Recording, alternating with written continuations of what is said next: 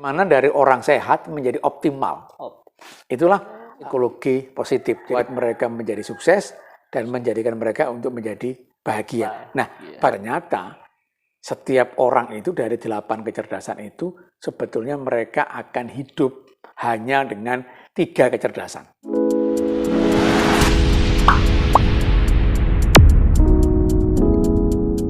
Halo, Assalamualaikum warahmatullahi wabarakatuh. Kembali lagi bersama kami di Media Nalar, channelnya Kaum Muda.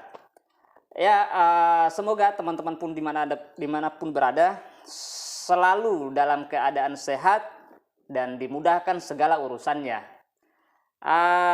Pada kesempatan kali ini, Media Nalar kembali akan menghadirkan suatu percakapan seputar pendidikan. Jadi karena memang kita punya beberapa segmen atau beberapa program, kembali lagi saya ingatkan, kita ada program pendidikan, ada program politik, ada program filosofi. Nah, pada kesempatan kali ini kita kembali bicara atau akan membincang seputar pendidikan. Tapi secara khusus kita akan bicara seputar pendidikan positif.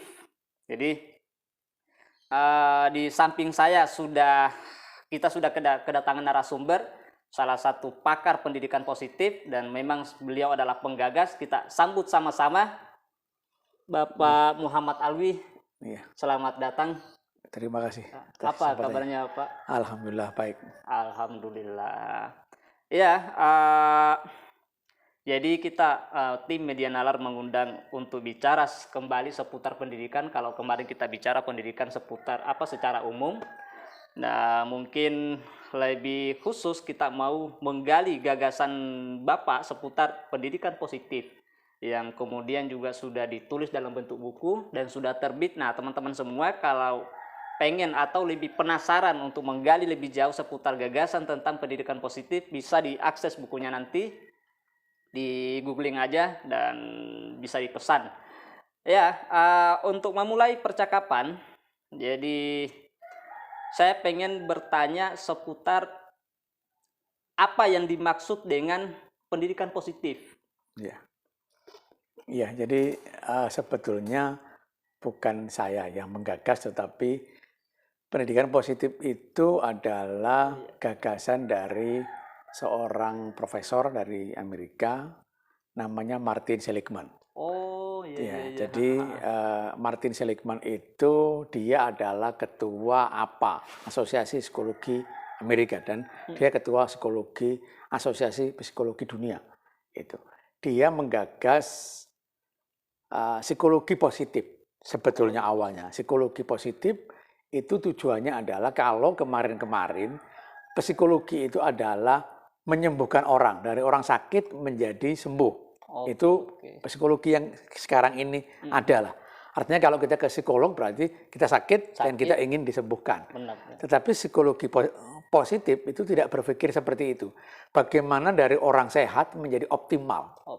Itulah psikologi positif. Jadi bukan menyembuhkan, walaupun itu tetap akan dilakukan, tetapi lebih cenderung ke dari orang sehat menjadi orang-orang yang optimal. Artinya orang-orang sukses, orang-orang yang punya kinerja tinggi dan lain sebagainya. Yang itu seringkali diabaikan dalam tanda kutip dalam penelitian-penelitian dan mungkin dana-dana untuk resource di psikologi.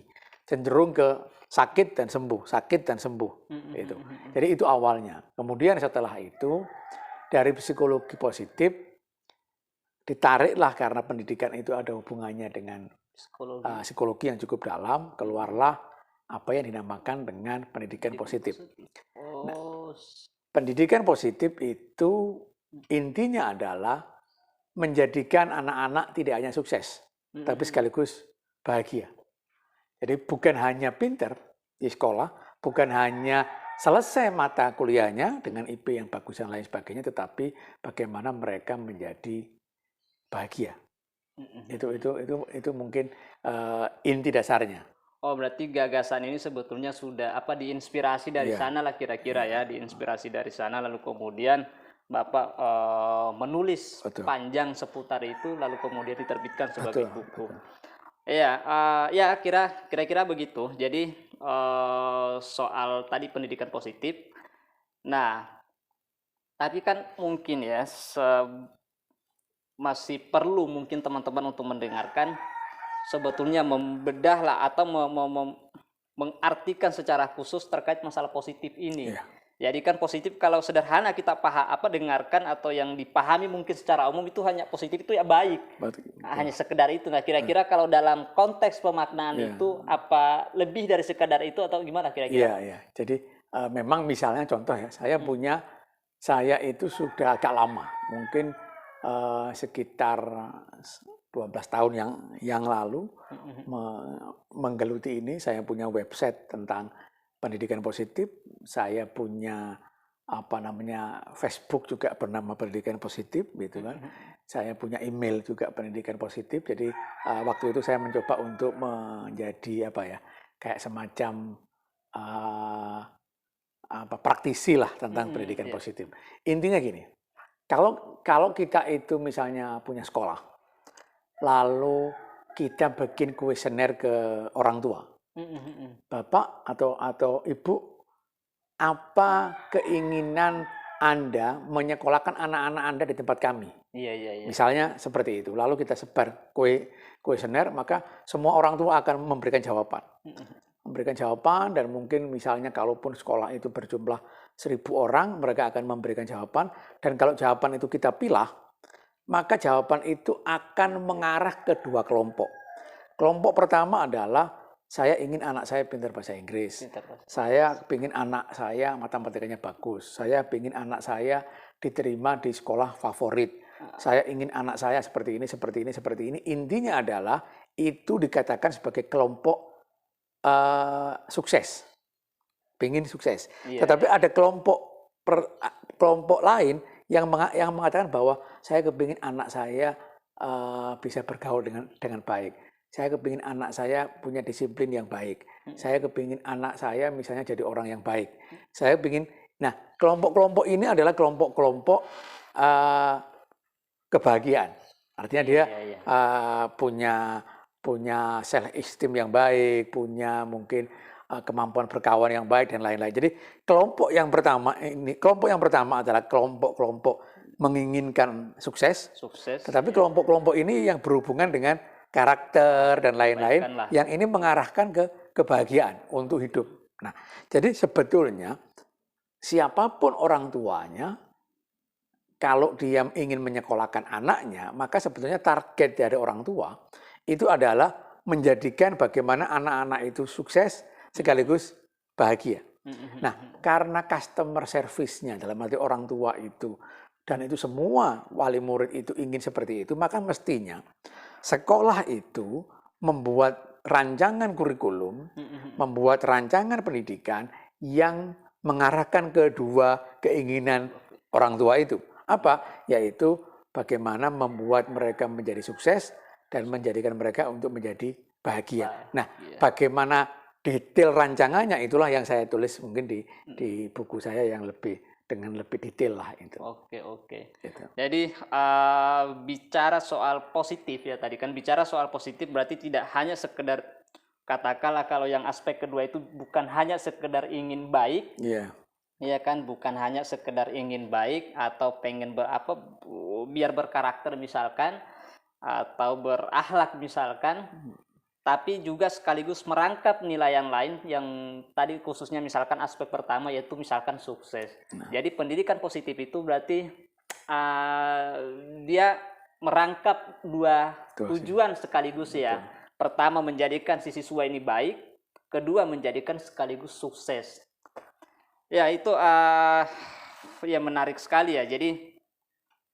Jadi terlihat betapa pendidikan positif atau nilai positivistik atau nilai positif lah kira-kira ini menjadi sangat urgen sebetulnya, karena kebanyakan yang mungkin ya bagi sebagian orang itu berpikir bahwa berpendidikan itu hanya sekedar sukses lah misalkan. Betul. Tapi aspek lainnya ini ditinggalkan. Betul. Nah, dengan hadirnya gagasan pendidikan positif itu bisa merangkap keduanya sekaligus dan dipraktekkan dalam bentuk pendidikan lah kira-kira ya. Betul. Ya, soal selanjutnya saya pengen bertanya. Jadi karena kita masih ini, jadi kan saya berpikir gini, setiap ada gagasan yang ditimbulkan lah kira-kira, pastikan atau kira-kira gini, selalu ada yang melatar belakangi lah kira-kira. Jadi selalu ada yang melatar belakangi. Jadi setiap kita berpikir atau memikirkan sesuatu selalu ada yang melatar belakangi. Nah, mungkin ini agak sedikit di luar sedikit ya. Nah, pertanyaan intinya gini, saya pengen bertanya apa kira-kira yang sedang Bapak renungkan ya kan sehingga kemudian menggeluti teori itu atau konsep itu soal dunia, soal pendidikan positif. Apakah karena memang misalkan ada kekurangan-kekurangan yang diamati selama ini, terutama dalam konteks pendidikan secara khusus? Iya, jadi pertama saya ini praktisi pendidikan dan saya juga seorang psikolog, artinya punya gelar sarjana psikologi. Nah, dua ini sebetulnya saling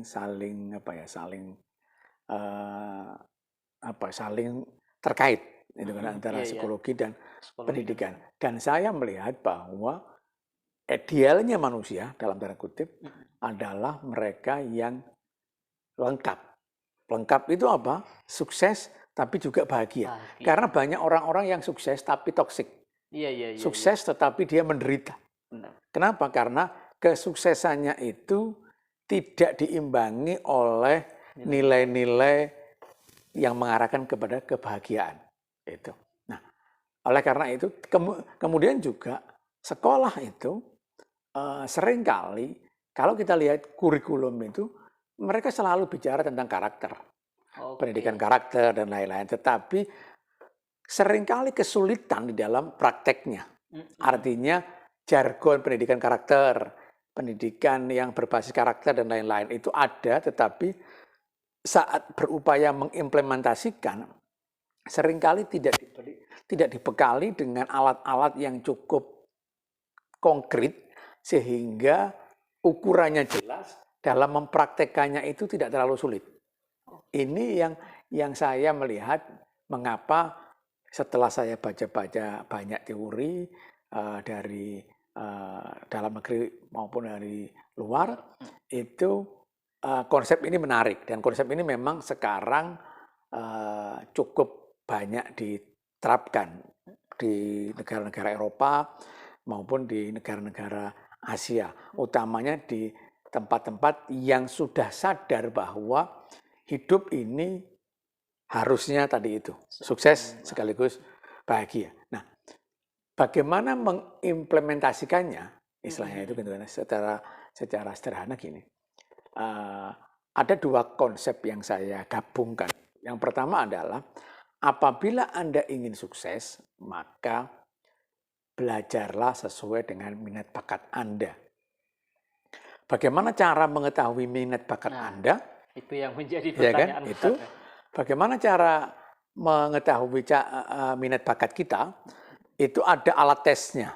Saya punya alat tesnya dan saya sudah di buku saya pun ada penjelasannya bagaimana alat tes itu, yaitu tes atau menggunakan konsepnya Gardner, di mana manusia itu punya 9 atau 8 kecerdasan dan ternyata setiap orang itu dari 8 kecerdasan itu sebetulnya mereka akan hidup hanya dengan 3 kecerdasan.